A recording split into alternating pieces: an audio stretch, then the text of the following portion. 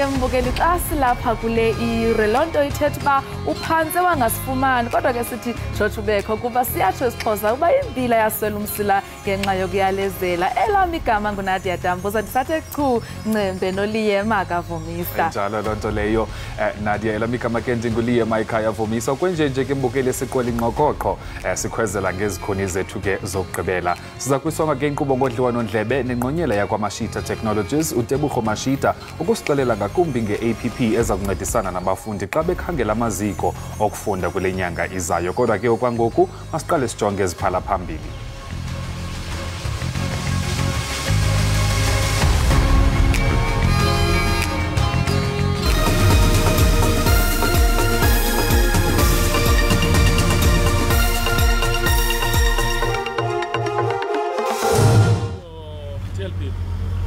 Kubhubhe abantu abathandathu emva kwesichotho esihlasele eMnambithi KwaZulu-Natal phezolo.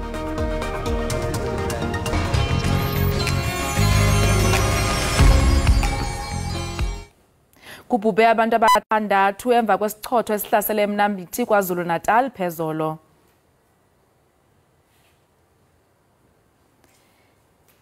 Imizimba yamaxhoba amathandathu ifunyenwe liqela labahlanguli izolo kukholeleka ukuba abantu abali-11 baswelekile nezindlu zatshatyalaliswa. Iqela lokukhangela liye lathunyelwa ukuba lisebenze neqela lamapolisa iK9.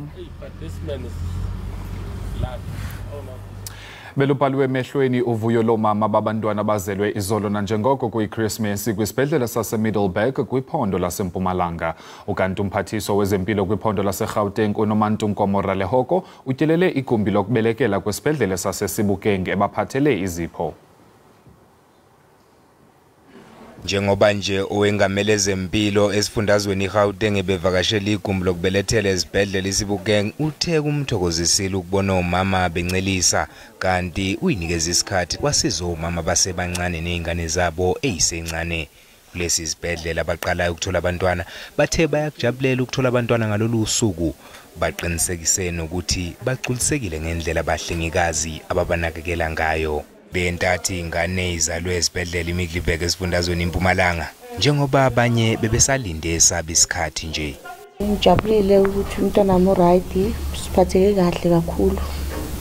Uhealthy yonke into ihambe kahle.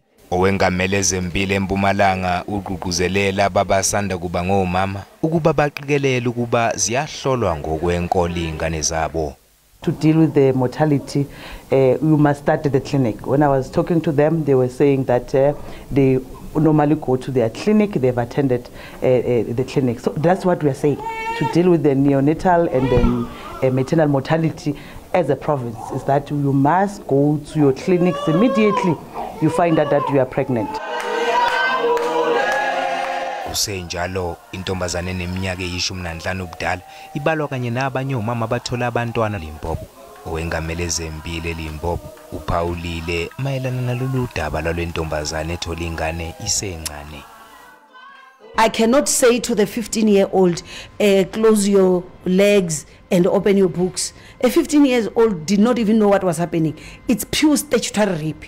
Now, there you need to get the law enforcement agents. Our major frustration as health workers is that when we open the case, the parents come and say, no, the guy has paid damage. Ingane eziyi-18 ezabafana kanti eziyi-15 ezamantombazane ngonyaka odlule kwazalwa ingane ezingama-50 ngoKhisimusi eLimpopo, eziyi-15 zazalwa amantombazane asemancane. Ukanti usekela mphathiswa wesebe lezekhaya uNjabulo Nzuza ubongoze abazali babantwana abasanda kuzalwa ukuba babhalise abantwana babo zingaphelanga insuku ezingama-30. uNzuza uthi nokuba ikhona inkqubela kule nkqubo bakhona abazali abangawulandeliyo umthetho. Unike abazali nabantwana abasanda kuzalwa izipho nezatifiketi zokuzalwa empangeni KwaZulu-Natal. Sibonga kakhulu sesibhedlela lapha eQueen Nandi Regional Hospital empangeni la kuvakashele khona umnyango wezasekhaya ukuzoregister noma ukuzobhalisa izingane ezizalwe ngosuku lukaKhisimusi ukuzama ukunxenxa abazali ukuthi baregister izingane ngaphambi kokuthi zize ziphume esibhedlela. Kanti eduzane kwami kunosekela lika ngqongqoshe womnyango Baba Nzuza kafushane nje mawusichazela ngohlelo lo lweniliqalayo. Uhlelo lo lesilwenzayo olokuthi siqoquzele omama ukuthi baregister abantwana babo kungakapheli insuku ezingamashumi amathathu. Lokho sikwenzela ukuthi abantwana bangene kuloko esikubiza nge-National Population Register okuyi database okanye uhlelo lwabantu bonke abala eSouth Africa. Ilokho kokukunikeza ukuthi ube nobuzwe base South Africa ngoba uma ungenayo i-ID number okanye inamba kamazisi ufana njengomuntu oyispoki ongekho onga-exist okusho ukuthi even ukuthola ibonelelo likahulumeni awukwazi ukuyithola. Uma sekumele ungene uye esikoleni uba nezinkinga ngoba ufika khona unjengespoki. Even usumdala sekumele ushaye i-ID kuqalwa ngokuthi kuthiwe ithini inamba yakho. So ingakho ke sathena thina asivule amahhovisi akwa Home Affairs siwavule kuphi ezibhedlela la esifica khona umama esasenomntwana ngoba la eSouth Africa ubuzwe awubutholi ngokuthi uzalelwe eSouth Africa kodwa ubuthola ngekwegazi ukuthi umzali wakho owase South Africa. So indawo la ukuthi sifice khona umzali esigarantid ukuthi sofica umzali sifice nomntwana isesibhedlela ngenkathi kwenzakalani umntwana etedwa. Ingakho ke sithi ke abantu ka register ezibhedlela ngoba ama-office aka Home Affairs akhona. Asibuyisele Izindaba ngakweni studio. Umbutho obonelela ngoncedo kwabo basweleyo iSalvation Army usebenzise usuku leChristmas ukugyelela abo bahlala kwindlela yaseBramfontein eGauteng ngenjongo zokwabelana nabo ngezipho nanjengoko intsapho ezininzi kwihlabathi bezihlanganisene ukubhiyozela olusuku. Iningi lalabo abahlala emgwaqeni yalapha eGoli lilala phansi kwamabloho. Abanye baqhuba ngaphambi kweminyango yezitolo uma sekuvaliwe ukuze bazame ukufudumala bembatha amakhalibhoti nokunye. Kanti indlela yabo yokuthola ukuya ngasethunjini bathembele kakhulu ekudleni abakuthola emgqonyeni. Njengoba iningi lemndeni lijabulela ukuba ndawonye ngalolu suku, nalabo asebahlala emgwaqeni eBramfontein babe nenhlanhla yokujabulela umuzo kaKhisimusi njengoba inhlangano eyimele ehlinzeka ngosizo kwabangenalutho yelule isandla kubo. Very depressed. Why? Well, I'm completely alone. Because my husband died, I'm now on the street. Inhlangano iSalvation Army yedlulisele ngezipho ezifana nokudla, izingubo zokulala kanye nokunye. Most of the homeless people, they didn't just come on the street. Some, they came to look for jobs, and some are students, came to for schooling. But also others, they came because of family issues. Others, they lost jobs. Others, they family broken, and they find themselves in the street. And some of them are well-informed people. It's just that the circumstances around them make them to find themselves in the street and rely on other organizations, churches and the Salvation Army to help them with clothes, to help them with blankets, to help them with food. Abe-Salvation Army bathi isenzo sabo siwuphawu lokukhuthaza nokunika ithemba kulabo abahlala emgwaqeni ukuze bazi ukuthi nabo bangabantu babalekile. Ukanti abahlali abathwaxwa inhlupheko basechwebeni eMpuma Koloni bayenwabele iChristmas yalonyaka. Isizwe Khuphelo Foundation inikezele ngokutya, impahla kunye nezinye izipho kulommandla. Aliqela amakhaya aphila phansi kwenhlupheko nendlala kwilali yasechwebeni. Kumanye amakhaya amalungu angapha kwe-16 ahlala nje kwigumbi elidilikayo. Emva kwenqaku le-SABC abahlali kule lali bafumene iChristmas eMyoli. Sasebenza neforum leya lapha basinika bona abantu bathwaxeke kakhulu indlala. Sibathengele ukutya abantu abangama-30 imizi engama-30. Kwesifamily ezithwaxwa indlala esifumene ukuphiwa ihempa namhlanje kuzawuba khona utshintsho kule nyanga yeChristmas. Ezintsapho zithi oku kuzokwenza umohluko omkhulu. Ndiziva kumnandi kakhulu. Ingathi ndifumene wazanda yibona. Kukwamemelelwa nakweminye imibutho izokuncedisa ekupheliseni indlala kwilali yasechwebeni. Dungulwandile Mbulali, esajonisi. Isebe lezempilo eGauteng likwazile ukuthetha-thethana nenkampani ebonelela ngombane eGauteng iCity Power ukuba ungacimi umbane kwizibhedlele ezine ezikhulu zeliphondo ngenxa yokudada ematyaleni. We had queries about the billing. All other hospitals, we don't have any problem. It was those 3 that they were threatening to switch us off. But we have settled that dispute that we had with them, because for us it was just tell us how much are we owing you and why this amount has been ballooned. So it was just mere administration that they should have done with their teams. Then they ran to the newspapers as if we don't want to pay them. We can't be responsible and not pay them because we still need their services. But I think they must not take advantage of the Department of Health, because we are known previously for not paying service providers. We do pay now, we do look into our books, and we do check what is it that you say we owe you. That was the dispute that we had with them. Uba ukhange uyibone The Queen Show ngethuba iqala ukuboniswa eMonte Cassino Theatre, ungaxhalabi, unelinye ithuba lokuyibona ngqo kwinkqubo yethu apha ekhaya jikelele. Umdidiyeli uJeanette Mnisi usenzelele ngxelo.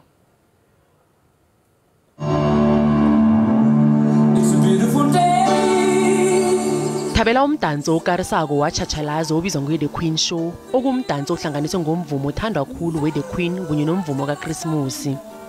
Umdanso lo ufaka abadansi abaningi ababuya ephasini lonke abafana noAmira Wele-Wiggin owathumba ephaliswaneni lomdanso weHolland iHolland Got Talent uSilim KG. Emdansweni ongathatshelwa ngiwo wonke umuntu nanyana kuyiphi iminyaka yobudala.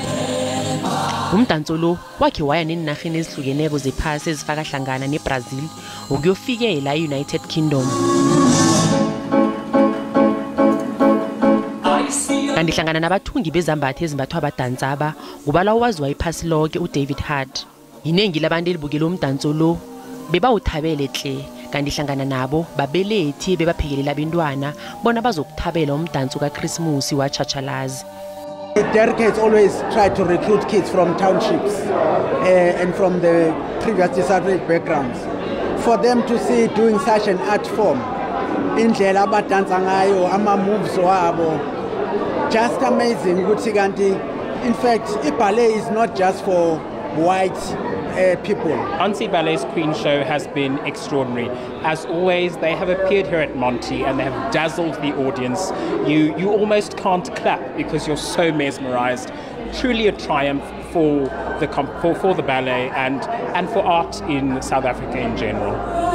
Bring it back, don't take it. Kanti nakusenjalo abadansi bathi bengasilula ukulungiselela iphaliswano, kodwa nanyana kunjalo ukusebenza kwabo ngokuzikhandla kube nemiphumela emihle.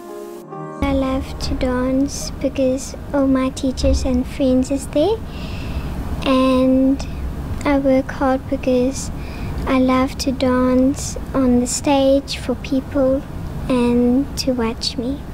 Like today's show was really, really beautiful. I think we've been rehearsing really hard, and I think today's show we kind of just like try to push each other like to get it through, and I think we did quite a good job, and I think the audience really enjoyed our performance this evening as well. It was very hectic, very crazy, intense training and lots of hard work. So we're at the studio 10 to 4 usually every single day, working hard, training, going through choreography, learning it very quickly. So it was a very crazy thing, but as a dancer that's what we do, so we gotta love it, you know. We've done quite a lot of things today, and based on the audience and how they responded to our show, it showed that our hard work was appreciated by the audience.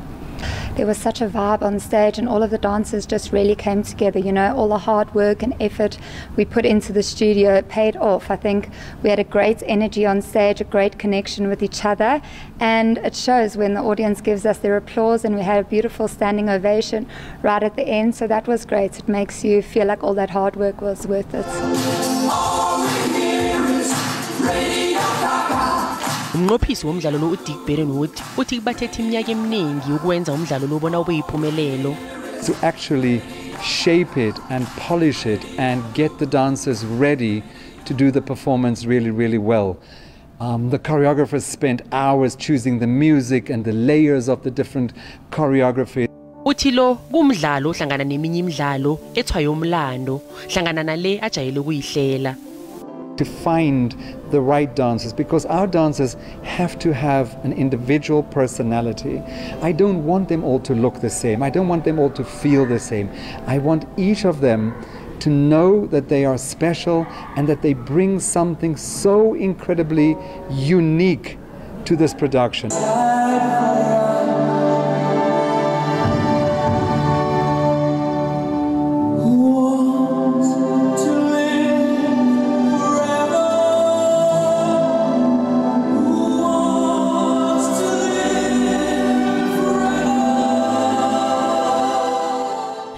Lowo-ke mbukeli bekumdlalo waChachalazi owaziwa nge-The Queen Show otshengisa ngamakhono nemidansi ehlukeneko yeballet. Endabeni ze-SABC ngingudlozi Mnisi eJohannesburg. Kose kakhulu kwintatheli yethu pofike ngumdidiyeli wenkqubo yekhaya jikelele uJanet Dlozi Mnisi ngelo nqaku. Okanye ke ngoku mizuzu ilishumi nesithandathu bethile intsimbi yesibhozo lonto kithethe into kokuba kuwe mntu ozawuqala usuku lwakho qiniseka kaloku into kokuba uyalazi uqikelelo lwemozulu nalo.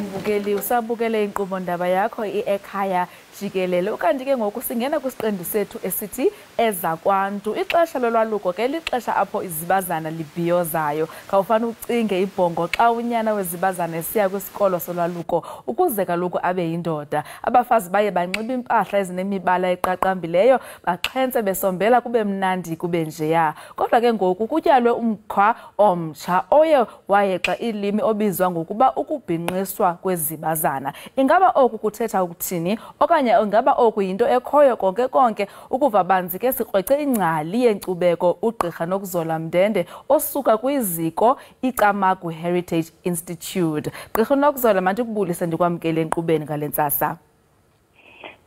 Sicamaguhle nami ndiyabulisa nakwabo bamamele kwezo ndawo bakuzo ndiyacamaguhle. Enkosi mama. Into entsha siyibonayo ngoku kuba sibona apha kumakhasi enxibelelwano ukuba kuthiwa kukho into ethi kubhinqiswa kwezibazana. Ingaba yinto ekhoyo le konke kwaXhosa?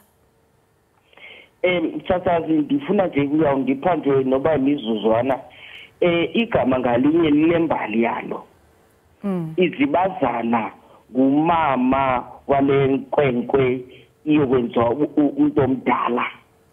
Ngokwakudala ke ibingavumelekanga into yoba intombi imithele ekhaya. Ibisenzeka ke loo nto. Kodwa xa ithe yamithela ekhaya ke ngoku ikwazi into yoba lo mntwana abe ngumntakwabo, abe ngwalapho kokwayo. So ndizama ukuhlula ke xa sithetha ngezibazana sithetha ngomntu owendileyo, sithethi ngomntu ongendanga. Masibuye ke ngoku size apha ekubhinqisweni into entsha msasazi into yokubhinqisa kwamasibazana kuke kuyeqaphela yenziwa abantu banemali. Kuba kaloku ngela xesha inkwenkwe ikhonyayo iba izibika ukuba iyahamba iyokwenziwa umuntu omdala, amazibazana ayayiyizela ayayiyizela kodwa ngalamhla ingena ngawo kuthiwa ke iyencama.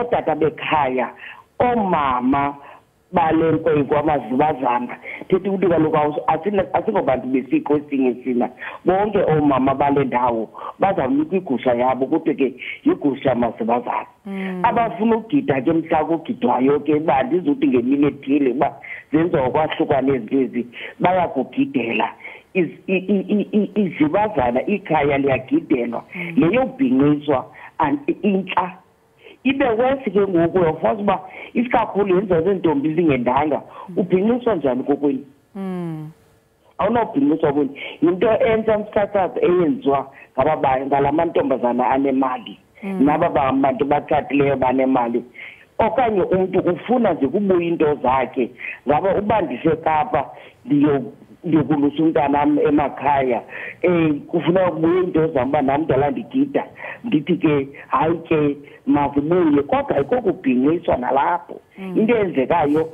dabusithi xa sibuya siwenze lo mgidi apha babuyisa into zam abantu into yobhinqiswa kwezibazana ayikho intsha yenziwa ngalamakhumsha anemali matha Gqirha xa sibuyele emva ke ungathi mhlambi ukuba intombi iye yathi ke yamfumana umntwana ekhaya ingendanga aye umama wakhe angabikho mhlambi adlule emhlabeni kwakuye kwenziwe njani kaloku mntakabawo bakhona abasazi banakwenu iyafana sosenza lo mgidi ngoku intombi engendanga ngoku kanye thina kweentsuku mna abafazi babanakwenu bathatha laa nxaxheba yoomama baseKapa abafazi babanakwenu ngoko ke abafazi babanakwenu bakhona xa ujonga ke ngoku andawuzuthi uzele wedwa kwenu ukhona noba ngunkosikazi womnakwenu katata omncinci wakho okanye utata ophakathi okanye utata omdala hayi iyavakala gqirha xa siyijonga ke ngoku kule nto siyithethayo ngoku uthi yenziwa ngala mabhinqa mhlawumbi aneemali zawo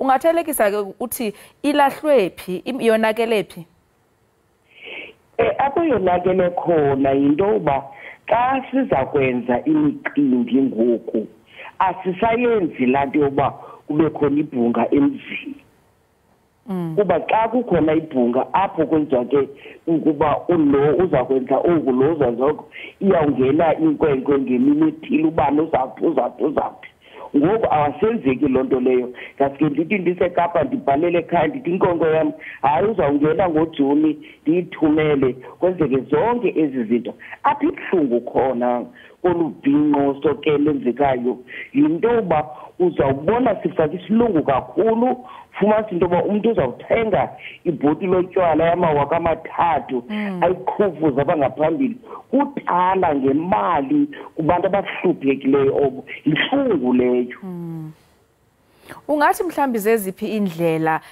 abantu abanothi bacebise kubantu abalandelayo uba hayi ayiyo le indlela yakwaXhosa okanye mhlambi ucinga uba sekonakele izavele iqhube ngolu hlobo hayi iyafuna unqandwa mntakabawo iyafuna uyiwula asiyo le ndlela le nto ndithi make siqale phaa emabhungeni kwaziwa uba inkwenkwe kanokuzona iyangena ngoJuni ngesilimela ngedate ethile and abantu abangootata bathi iyawusiwa ke kwingcebo ethile abantu abangoomama amazibazana ke awukwenzeka ngexesha elithile ibhuma izawakho ngexesha elithile nazi into ezibalulekileyo hayi le siyenzayo yotala ngemali into makihlalelwe likhaya iyabaleka loo nto kunjani ke nabantwana bethu mhlawumbi bangayeka uba zezinto bazizo ngamathole amantshiyane uba singahlala singamakhaya izinto zihambe ngokwendlela yazo masibuthethe ke ngoku ngesinxibo ingaba umuntu unxityiswa xa kutheni kwaXhosa bakhona abantu ababukeleyo namhlanje bathi hey siyayiva izinto zakwaXhosa kwenziwa ngohlobo nohlobo mhlawumbi ungakubacacisela uba umuntu unxityiswa xa kutheni kwaXhosa igama lonxibisa ke mna ke ndilazi kumntu owendayo nakumntu onxityiswayo lo mntu uzoba ngumolokazana umendi ibe nguye kobe inxityiswayo kuba ebeyintombi ngoku yanxityiswa ungena ebufazini andiziyazi ke ngoku uzawuthi umntu ongenelwa yinkwenkwe athi uyanxityiswa unxityiswa xa bekutheni unxityiswa umntu owendayo nakumntu onxityiswayo Gqirha bendikhe ndabona kumakhasi onxibelelwano amazibazana ezithethelela kulento sithetha ngayo. Bathi kaloku ndim umama womfana, ndim umama wenkwenkwe, ngoko ke mandingavalelwa ngaphandle. Yiyo lento bezibiza ngamazibazana. Ungaphawula uthini ke kubo? Uyabona mntana sasikazi awuvalelwa ngaphandle kuba uba bekuhlele labhunga. Uba bekuhlele labhunga yonke lento lebiza uqulunqwa phaya. Uba bekuhlele labhunga. Into kunayo ke masiphinde liyiphethe nabantakwethu nonyana sebangcola ngoku sebanyoluka kuba uzawufumana into yoba uthi umnakwenu ndizamqabula ndizuyingena andizuyihoya laa ntwana yakhe xa ingena esuthwini ubone ngoku umntu ezitshilela laa nto ndithi elabhunga liyakusombulula yonke into. Xa siqwela ke gqirha ungokubona kwakho ungacinga uba mhlawumbi silahlekelwe yinyani yenkcubeko yethu singamaXhosa?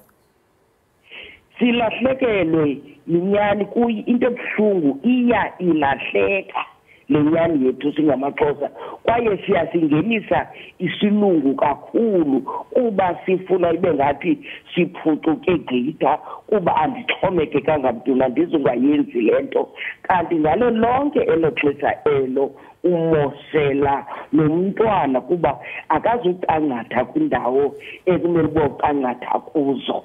Yilaa nto ke ndithi ke ibhunga masingazimosi izinto ezi ude umntu azingahleke kube mandi ekroboza ibhotile ye-3,000. Ayisosiyinto eso kuba nale bhotile yomlungu ayoyethu. Hayi unxityiswa awunothi uyanxityiswa ulizibazana izibazana unxityiswa usuka kwesiphi stage usiya kwesiphi stage ngoku xa ulizibazana kuba kaloku izibazana ngumama wale nkwenkwe engenayo okanye umama womkhwetha. Nguwe ke ngoku izibazana idyuthi yakho kukuqinisekisa nje uba ikhankatha liyamphekela umntwana ukuze atye ahluthe angaguli abuye nasidyuthi yakho abuye umntana nasidyuthi yakho enye nenye asiyo yakho qha yilaa nto ndithi ke nabantakwethu sebangcola sebanyoluka sebebuyisa izixhiba phaya laa nto kuthiwa ke ibhunga libalulekile. Hayi uyibeke yacaca gqirha masibulele kakhulu ngexesha lakho ngale ntsasa. Tama nam ndiyabulela sizixoxe izinto ezinentombi ezizethu mazingaphucuki kakhulu kuba naba bantu zenza ngathi ngabo abazenzi ezi sozumbona umlungu ekroboza ibhotile ye-3,000. Enkosi kakhulu. Tamakho. Lowo ke mbukeli ngugqirha uNokuzolo Mndende ingcali yezenkcubeko namasiko esinabisela kaloku ngomkhwa esiubona kutshanje obizwa ngokuba ukubhinqiswa kwezibazana. Uba ngenene ikhona lento kwaXhosa uyicacisile ke wathi hayi ayiyonto ikhoyo. Bukeli masithi qhwi evenkileni siyabuya hlala nathi.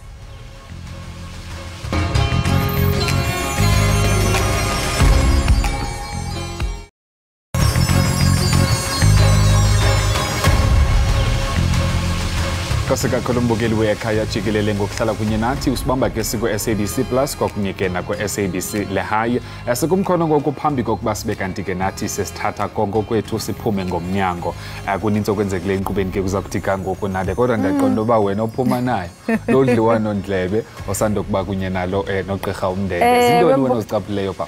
Ugqirha Mndende besithetha ngomba wena mbukeli uba usandukungena ngomba wokubhinqiswa kwezibazana. Uthi lento yinto entsha eyenziwa ngamanina angatshatanga. Enina elingatshatanga alililo izibazana. Ayingomthetho wakwaXhosa ayilo siko ayiyonto abayaziyo abayirecognizeayo njenge-Heritage Council yamaXhosa. Kodwa ndiyacinga nathi into kokuba apho wena mhlawumbi ubuzama ukubuza ngakhona into kokuba kaloku xa kuthiwa kubhinqiswa izibazana kuthetha into kokuba ngaba izihlobo nezalamane zakho kusuba zizama ukufaka kuloo ngxobo ikhoyo ukuncedisana nawe. Nam ndiyazi ngolo hlobo apho ke umntu wandicaciselayo mna wathi hayi kukuncediswa nje umama womfana ukuze angawuthwali yedwa umthwalo emagxeni. Ayinanto kwenza nasiko ngabantu nje abazidibanelayo basebenzisane ukuze bamothule lo mthwalo. Inkqubo yona yokuphuma komkhwetha kwekrwala ayitshintshi sahlala ngolaa hlobo. All right, ukanti so isiko ndingathi mhlambi alitshintshi. Okay, hayi uzivele nawe mbukeli uma namazibazane. Kodwa ke ngaphambi kokuba sibe kanti sithabathenye ikhefu siphinde sabakunye naye noNtokozo Mbamba obunohlolo ndlebe naye. Ibingelifutshane ixesha lam bendisaba uluthetha kanti uNtokozo kamnandi and uyakhuthaza. Ndithanda amazwi akhe enkuthazo kuba kule nto ba ehleli ku-music industry iminyaka ngeminyaka kodwa akhange alilahle ukholo lwakhe. Uyathandaza uzigcina ngale nto ayaziyo ayifundiswe kokwabo. Yiyo ke ethe yamgcina uba akwazi uqhubeleka kanye nabantu ke ahlala nabo bayakwazi ukumxhasa ukuze aqhubeleke emculweni. Iyambona ngokuphumelela. Uphumelele kakhulu semajukujukwini kodwa ke beninomdla ukufumanisa into bithini impendulo yakhe kulamba bekhe wenzeka. Uthe kaloku akangaphendulelana. Uthi yena akafuna unongena into ezinjeya. Azibiyaza la nkomo kodwa ndiyacinga into yoba nalo nto ibonakalisa ukukhula kwakhe njengomuntu wena hlala nje emgceni wakho enye nenye ungabuyi woya ugxile kanye kwesakhono sakho onaso sokucula. Kuthiwa ikhonkothi ehambayo. Ikhonkothi ehambayo ngokunjalo. Ikhonkothi ehambayo. So xa ungekho into ngxokolo kwazinto into ezithethekayo yazi ba ikhona mani into endingayenzi kakuhle. Uyabona xa sowuphumelela kakhulu kuzawuthethwa nakanjani.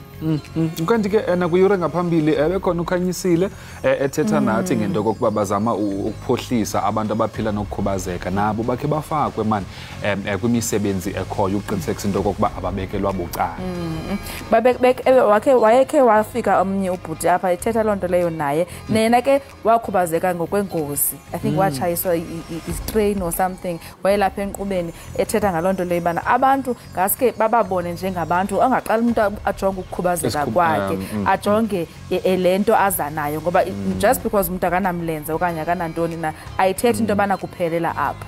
Uyazi Nadia into ekhankanywe ngukhanyisile utshilo into kokubana ezinye inkampani yawufumanisa into kokuba azikulungelanga ukuba zibe nabasebenzi abangabantu abaphila nokukhubazeka. Nto leyo ke ngoku mna endiqonda into kokuba nawe njengenkampani kuyaqiniseka okanye mhlawumbi kuyafuneka into kokuba ngaphambi kokuba ube kanti uzawuthetha ngolo hlobo yintoni wena oyenzayo uqinisekisa into kokuba abantu abaphila nokukhubazeka bayakwazi mhlawumbi isteps zikhona kweyakho inkampani bayakwazi abantu ukunyuka ngalaa ndawo ithile xa behamba nge-wheelchair izinto ezibukumila kunjalo singasoloko sisithela ngoba kaloku inkampani kukhona laa mthetho karhulumente uthi kufuneka babe khona abantu abakhubazekileyo abasebenza phaya kodwa ke abantu bayibhala nje ephepheni cha iphelele nje apho kuphela. Alright kukangakho ke bese kuphathele kona ke kuzokudika ngoku enkqubeni kodwa ke kule mizuzwana embaleshekileyo sawuqhubeleko kwangoku masithuma umntana evikileni.